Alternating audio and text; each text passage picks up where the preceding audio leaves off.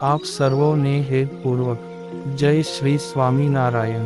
આજની સત્સંગ કથા વાર્તા નિજ મંદિર સાવરકુંડલા સત્સંગ ચિંતામણી। આજે આપને સત્સંગ ચિંતામણી અંતર્ગત પરમહંસ ગાથા માં સદ્ગુરુ શ્રી પરમ ચૈતન્યાનંદ સ્વામી કે જેઓ શિયાણી ગામના હતા તેમની પ્રસંગ વાર્તા સાંભળશું। જેમ પતંગનું નિર્માણ ધરતી પર જ થાય છે, પરંતુ અવકાશમાં ઉડ્ડયન કરવા માટે જ તે સર્જાય છે, તેમ ધરતી ઉપર મોટા પુરુષો પ્રગટ થાય છે, પરંતુ તે અક્ષરધામ સુધી પહોંચવા અને અનેકને પહોંચાડવા માટે જ અવની ઉપર આવે છે।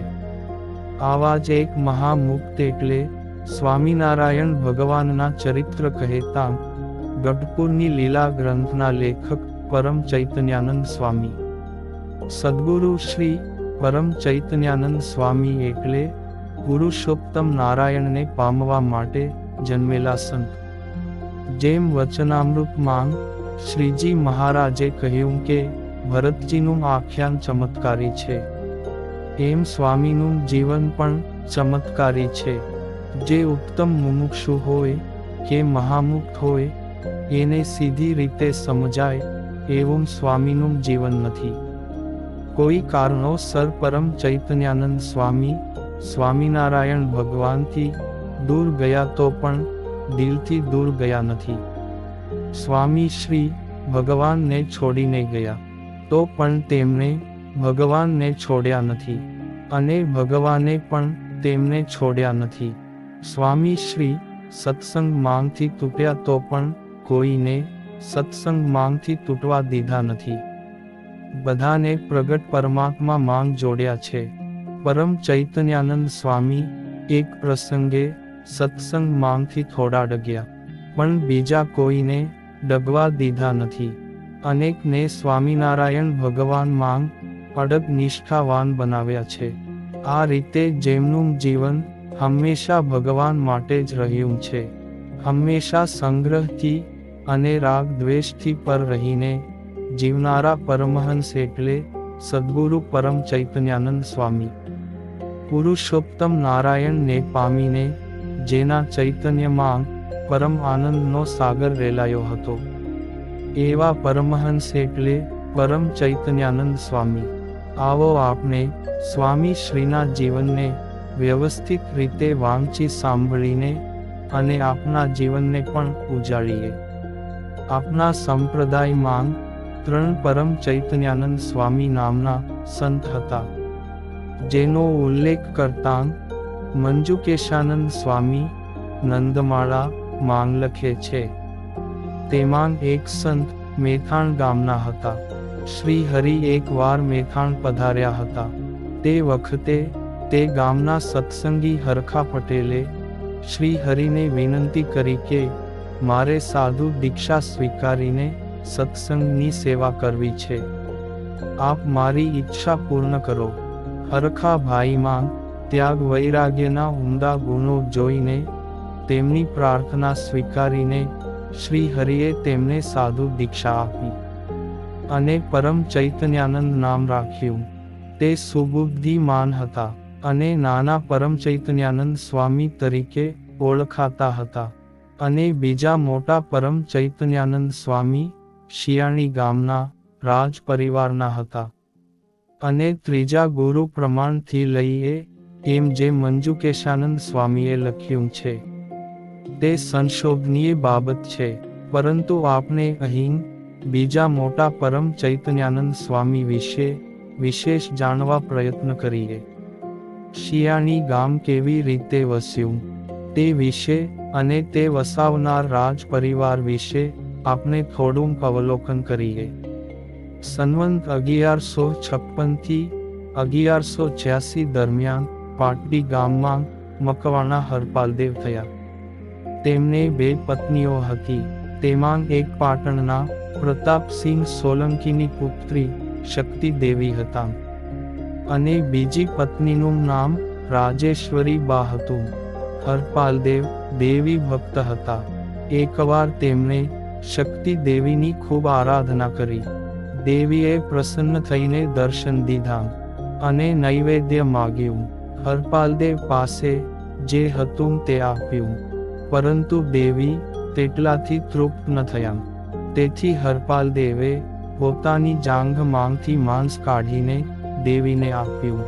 આવી તેમની ભક્તિ ભાવના જોઈને શક્તિ દેવીએ પ્રસન્ન થઈને વરદાન માગવાનું કહ્યું. ત્યારે હરપાલ સિંહે સદા તમારો સહવાસ રહે એવું માગ્યું. પછી શક્તિ દેવી રંભારૂપે પ્રગટ થયા અને તે દેવી સાથે હરપાલદેવ તેમના માસિયાઈ ભાઈ અણહિલપુર પાટણના રાજા કરણસિંહ પાસે આવ્યા ને તેમની પત્નીને બાબરા બુટના વળગાડથી મુક્ત કર્યા. તેથી કરણસિંહે કહ્યું કે એક રાતમાં તમે જેટલા ગામને તોરણ બાંધો તે બધા ગામ હું તમને આપું. પછી મા રંભા દેવીની સહાયથી હરપાલદેવે એક રાતમાં 2300 ગામને તોરણ બાંધ્યા. આ રીતે તેઓ 2300 ગામના રાજા બન્યા. પછી તેમાંથી કરણસિંહની રાણી ફૂલાદેવીને હરપાલદેવે પોતાની બહેન માનીને 500 ગામ તેને કરિયાવરમાં પાછા આપ્યા અને તેમને સંવંત 1156 પાટડીમાં પોતાની ગાદી સ્થાપી. આ રીતે તેમણે 1800 ગામનું રાજ્ય પ્રાપ્ત કર્યું. હરપાલદેવને નિજ પત્ની શક્તિ દેવી થકી સોઢાજી, માંગુજી અને શેખરાજી આ 3 પુત્ર અને ઉમાદેવી નામે એક પુત્રી એમ 4 સંતાનો હતા. એક વાર પાટડી ગામના પાદરમાં 3 રાજકુમારો અને એક ચારણ કુમાર રમતા હતા. ત્યાં અચાનક ગાંડો થયેલો હાથી તોફાન કરતો કરતો બાળકની નજીક આવી ગયો. ત્યાં નજીકમાં જ માં શક્તિ દેવીનું મંદિર હતું. તેમાંથી માતાજીએ હાથ લંબાવીને 3 રાજકુમારોને પોતાની ગોદમાં લીધા અને ચારણ કુમારને ટાપલી મારીને રસ્તાના કિનારા પર ચડાવી દીધો. માતાજીએ હાથ ઝાલ્યો તેથી તે 3 કુમારો અને તેના વંશજો ઝાલા દરબાર તરીકે ઓળખાયા અને ટાપલી મારીને રસ્તાના કિનારા પર ચડાવ્યો હતો. તે ચારણના વંશજો ટાપરિયા ચારણ તરીકે ઓળખાયા. બ્રહ્માનંદ સ્વામી, ભોજા ચારણ તથા કવિ માવદાનજી વગેરે અનેક મહાપુરુષો આ ટાપરિયા ચારણની પરંપરામાં આવે છે. આ 3 રાજકુમારોમાં વચ્ચે પુત્ર માંગુજીને ભાઈઓ ભાગમાં સંવંત 1186 84 ગામ મળ્યા. તેમણે ગઢ જાંબુમાં પોતાની રાજગાદી સ્થાપી. આ માંગુજી મહાશૂરવીર અને શક્તિશાળી હતા. એકવાર તેઓ સિદ્ધરાજની સભામાં બેઠા હતા. તે સમયે મ્લેચ્છો પાટણ પર ચડી આવ્યા. તેથી સિદ્ધરાજ ત્યાંથી નાસી ગયા અને ઝાલા માંગુજી પાટણમાં મ્લેચ્છો સામે યુદ્ધે ચડ્યા અને મ્લેચ્છોને પરાસ્ત કર્યા અને તેમાં જ તે ઘાયલ થયા હતા. એટલે અંતે સ્વર્ગે સીધાવ્યા. પાટણમાં જે જગ્યાએ તેઓ મૃત્યુ પામ્યા હતા તે સ્થળ આજે માંગુ સ્થંડીલ નામે કહેવાય છે. આ માંગુજીએ જ્યારે ગઢ જાંબુમાં પોતાની ગાદી સ્થાપી ત્યારે આશરે સંવંત 1200 હાલ જ્યાં શિયાળી છે ત્યાં થોડા આહીરોના ઝૂંપડા હતા. તેમાં એક સિંહા નામની શૂરવીર આહીરાણી રહેતી. તેથી તે નેસને સિંહાણી કહેતા. આ માંગુજીની પરંપરામાં 17મી પેઢીએ રાજવંશી ભોજરાજજી થયા. તેમને તેમના નાના ભાઈ નાનાજીને સંવંત 1415 અષાઢ સુદ 7ને શુક્રવારે સિંહાણી સાથે 7 ગામની જાગીર આપી.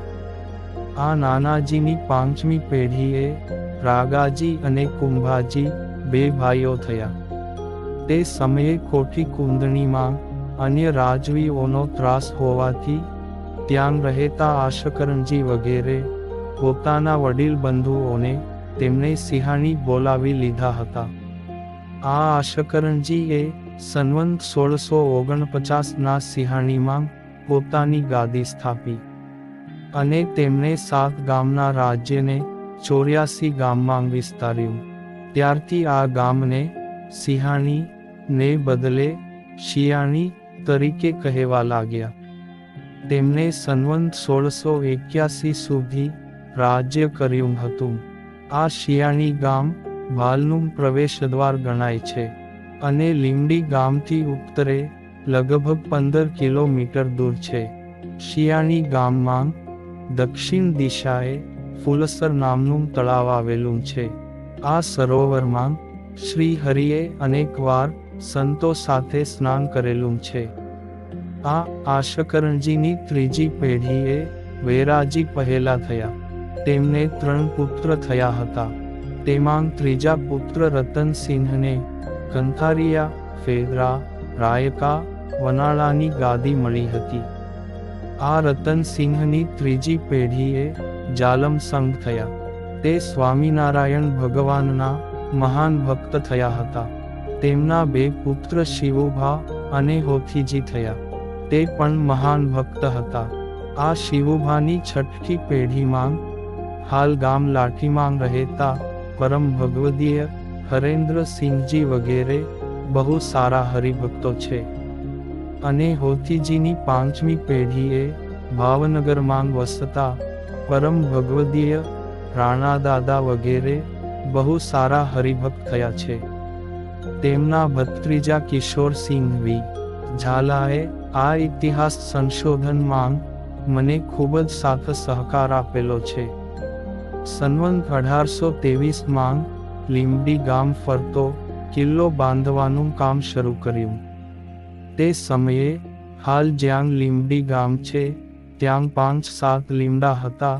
ત્યાં તેમણે મોટો કોટ બનાવ્યો અને શિયાણીથી લીમડી માંગ પોતાની ગાદી સ્થાપી હતી.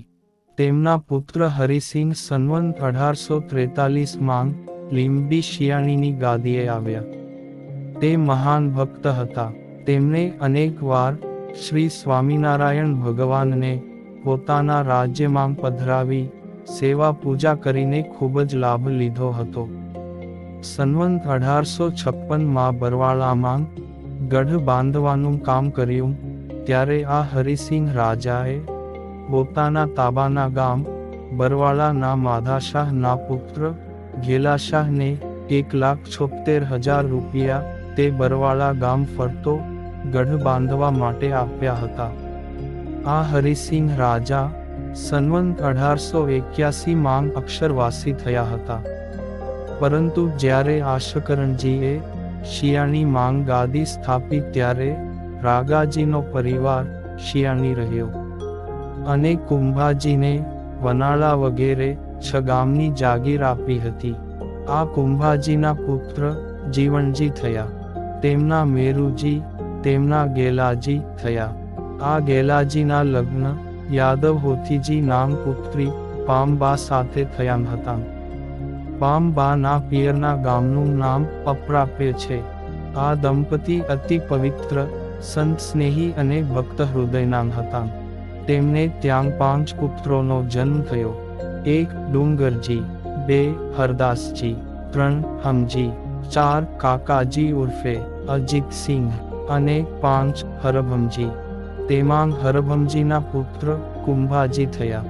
તે પણ મહાન ભક્ત હતા. તેમના પુત્રી નાની બા ભક્ત હૃદયના અને લોક કલ્યાણની ઉમદા ભાવનાવાળા હતા. તેથી જ તેમણે પોતાના ગામ વનાળામાં સુંદર તળાવ બંધાવ્યું, સાધુ સંતો માટે ધર્મશાળા બંધાવી અને કંથારિયાના માર્ગથી ઓતારિયા તરફ એક વાવ્ય બંધાવી હતી. આવા અનેક જનહિતના કાર્યો કર્યા હતા. આ હકીકત રાજ બારોટ મોડજીએ સંવંત 1937માં પોતાના હસ્તે લખેલી છે. આ રીતે શિયાણીના રાજવંશનો ઇતિહાસ જાણ્યા પછી હવે આપણે એ જ રાજવંશમાં જેમનો જન્મ થયો છે એવા પરમ ચૈતન્યાનંદ સ્વામીના જીવન કવન વિશે જાણીશું. આ સાથે અત્યારની કથાને વિરામ અને હવે પછીની કથા વાર્તા આપને આગળના ભાગમાં સાંભળશું. અત્યારે આપ સર્વોને ભાવથી જય શ્રી સ્વામિનારાયણ.